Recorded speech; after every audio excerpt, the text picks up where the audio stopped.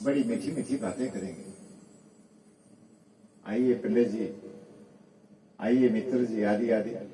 लेकिन जब प्रोक्ष में चला जाएगा ना, पीठ के पीछे होगा, तो उसे गालियां निकालता, ये आ गया बहुत बड़ा पंडित विद्वान, ये बड़ा आ गया बंदा सबका, आदि आदि जो भी है। कहते हैं कि ऐसा जो व्यक्ति होता है उससे विवादन किया जाता है, उससे तो मौन रहना चाहिए। अब मेरे प्रभु जो थे बांसुरी बजाते थे हर्ष में, इस बांसुरी के अंदर क्या गुण थे? बांसुरी के अंदर गुण है, एक तो अंदर से वो खाली होती है, उसमें कोई गांठ नहीं होती है, और दूसरा गुण बिना बजाए वो बजती नहीं है, मौन रहती है। और तीसरा गुण क्या बताया? जब बजती है तो मधुर स्वर निकालती है, कड़वे स्वर कभी नहीं निकालती। इस का कहने का तात्पर्य मेरा यही हुआ कि अगर आपके किसी से विचार ना मिले तो उससे विवाद मत करो।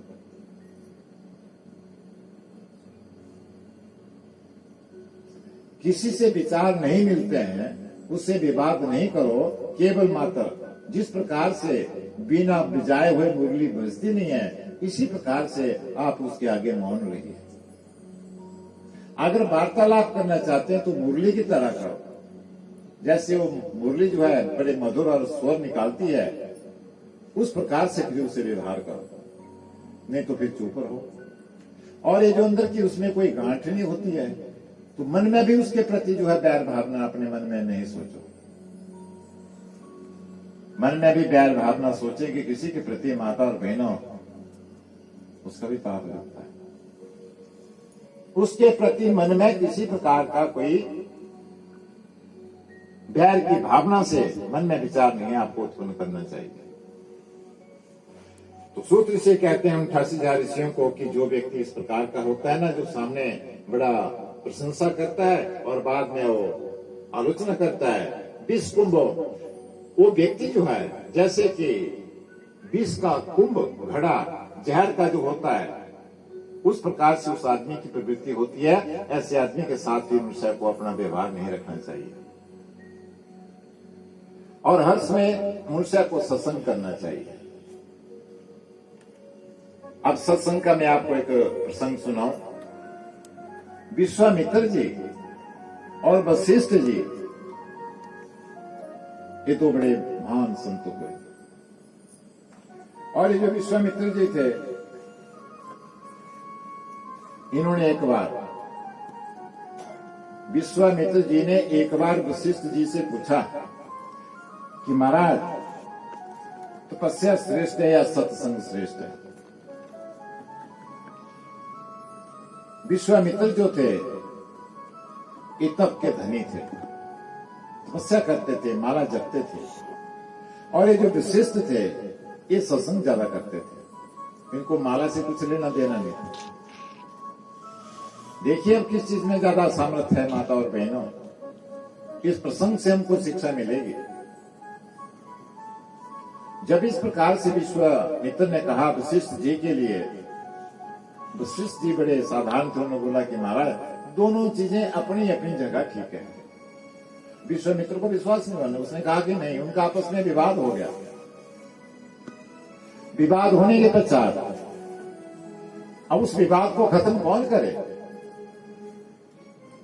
अब इस विवाद को खत्म करने के लिए विश्वामित्र जी और वशिष्ठ जी दोनों देवादिदेव महादेव जी के पास चला गए, भगवान शंकर के पास चला गए कि भगवान शंकर जो हमारी शंका का समाधान करेंगे। भगवान शंकर को प्रणाम किया दोनों ऋषियों ने। भगवान शंकर ने बोला कि हाँ बोलिए, किस कारण आपका यहाँ आगमन हुआ? उन्होंने कहा, विश्वामित्र जी ने कहा कि महाराज हमारे में इस प्रकार से विवाद है, आप बताइए कि सत्संग में अधिक ताकत है या तप में है?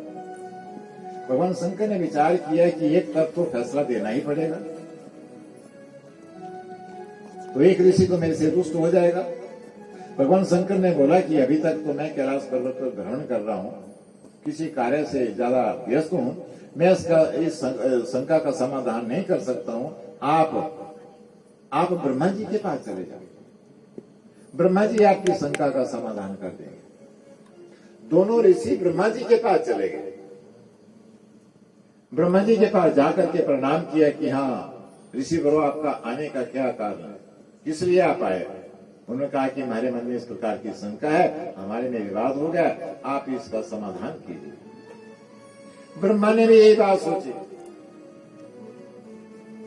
कि मुझे एक तब तो फैसला देना पड़ेगा, एक ऋषि तो नाराज हो जाएगा। ब्रह्मा ने बोला कि मैं तो अभी सृष्टि की रचना कर रहा हूं, मुझे वक्त नहीं है कि मैं आपकी शंका का समाधान कर दूं, तो आप कृपा करके पैताल में जो शेष नाग है, जिस शेष नाग ने इस पृथ्वी को अपने मस्तक के ऊपर धारण कर रखा है, उसके पास जाओ, शेष नाग जो है आपकी शंका का समाधान कर देगा। दोनों ऋषि पैताल में चला गया, शेष नाग को प्रणाम किया। शेष नाग ने पूछा कि हाँ ऋषि बरो, आपके आने का क्या कारण है? विश्वामित्र जी ने बोला कि महाराज, हमारे मन में इस प्रकार की शंका है, आप इस शंका को दूर कीजिए हमारे। शेष नाग ने विचार किया कि अब तो अपने मुंह से फैसला नहीं मैं करूंगा, इन्हीं से मैं इनकी बातों का फैसला करना चाहता हूं। शेष नाग ने बोला कि ऋषि बरो, ठीक है आपका प्रश्न, मैं इसका फैसला करता हूं, लेकिन मेरी बात ध्यान से सुनो। ये जो मेरे सिर के ऊपर पृथ्वी का भार पड़ा हुआ है ना, इतना बड़ा, आप इसको थोड़ा हल्का करो। आप जो तप कर रहे हैं, सत्संग करते हैं, क्या कुछ करते हैं, किसी पुण्य कृत्य से जो है मेरे सिर के भार को थोड़ा कम करो, तब तो मैं आपकी शंका का समाधान करूं। नहीं तो मेरे सिर के ऊपर तो वजन पड़ा हुआ है पूरे संसार पृथ्वी का। विश्वामित्र को अभिमान था कि मैं तो भगवान का पूजन करता हूं, उनकी हर रोज माला 10-10 जपता हूं, इसलिए मेरे पास ताकत है। देखिए अब विश्वामित्र ने क्या किया भाई बहनों,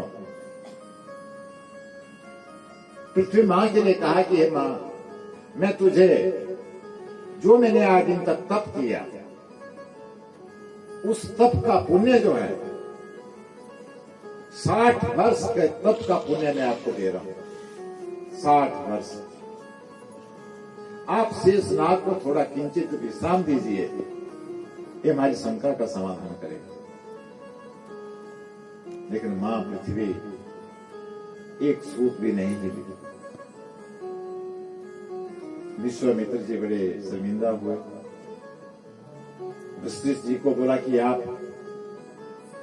उसने कहा हमारा मैं तो केवल सत्संग करता हूं, जब इसके तप से ही पृथ्वी ने इसके भार को कम नहीं किया तो मेरे से क्या होगा।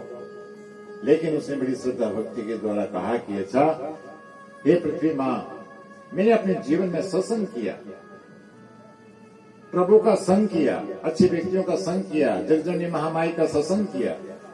मैं केवल, मेरे पास ज्यादा कुछ नहीं, मैं केवल एक घड़ी का पुण्य सत्संग का जो है पृथ्वी को दे रहा हूं कि आप शेष नाग को थोड़ा आराम दीजिए। वशिष्ठ जी ने जब एक घड़ी का पुण्य पृथ्वी मां को दिया, माता और बहनों, पृथ्वी मां ने उस शेष नाग के सिर से 3 इंच ऊपर उठ गई।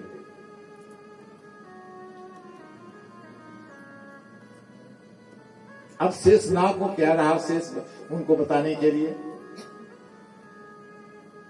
लेकिन विश्वामित्र जी इस बात को नहीं समझ पाए।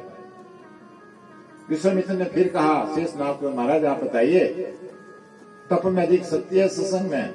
उसने कहा विश्वामित्र जी अभी भी आपको पता नहीं चला, आपके सामने तो फैसला हो चुका है। आपने तो मुझे 60 वर्ष का तप का पुण्य दिया था पृथ्वी मां के लिए, लेकिन एक सूत नहीं हिली है। और वशिष्ठ जी ने तो केवल 1 घड़ी का दिया। 1 घड़ी कितने मिनट की होती है? 1 घड़ी जो है 24 मिनट की होती है। 1 घड़ी से आधी घड़ी से पुण्यात, तुलसी संगत साध की कटे कोटिया अपराध। तुलसीदास जी ने रामायण में लिखा है कि जो व्यक्ति 1 घड़ी भी भगवान का कीर्तन भजन करता है, संकीर्तन करता है, अगर 1 घड़ी भी समय नहीं है, 24 मिनट का समय भी नहीं है, तो आधी घड़ी हुई 12 मिनट की। 12 मिनट में जो सच्चे लगन से भगवान का चिंतन करता है, जगत जननी महामाई का चिंतन करता है, अगर 12 मिनट में जिस आदमी के पास में नहीं है तो क्या पुनियात कहते हैं 6 मिनट को। तो 6 मिनट भी अगर वो व्यक्ति है उस जगत जननी महामाई के चरणों का ध्यान जो है सच्चे लगन से करता है, तो तुलसीदास जी ने बड़े अच्छे शब्दों में लिखा है रामायण में, कटे कोटि अपराध, उस व्यक्ति के करोड़ों पापों का क्षय हो जाता है और कई जन्मों के जो पाप उसके जीवन में होते हैं, जिनसे उसको कष्ट और दुख मिलेगा, वो सभी उनसे निवृत्त हो जाता है।